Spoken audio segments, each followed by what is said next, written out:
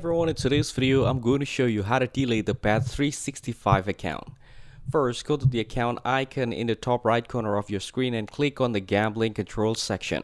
This is where you manage all responsible gambling settings and account closure options. Next, select account closure. Here, you'll need to choose a time for the account to be deleted and provide a reason why you want to close it. Make sure to fill these out carefully, as it helps Bet365 process your request correctly. You also have an option to close your account temporarily. If you want a break instead of permanently deleting your account, select the relevant choice and then click Continue. There are two main ways to delete your Bet365 account: temporary or permanent. Temporary account deletion is usually chosen for self-exclusion for responsible gambling. This is when users voluntarily exclude themselves from Bet365 for a set period to manage their gambling behaviors and practice responsible gambling.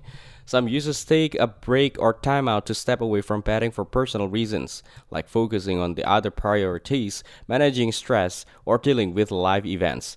Temporarily closing your account allows you to take a break without making a permanent decisions. Temporary closure can also be used to reassess your finances, evaluating your spending habits, and decide whether to return or delete the account permanently. Permanent account deletion is usually chosen for addressing gambling addiction. If you feel you have a developed gambling problem or are struggling to control your betting, permanently deleting your account can help break the cycle and prevent further financial or personal harm. Some users permanently deleted their accounts as part of broader lifestyle change, aiming for a healthier and more balanced life without online gambling.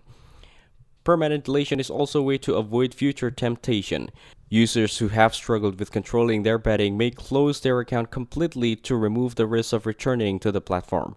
By following these steps, you can either take a temporary break from Bet365 or permanently delete your account, depending on what works best for your situation. If this video helped you, make sure to like the video and subscribe to the channel. Thanks for watching, and I'll see you in the next video.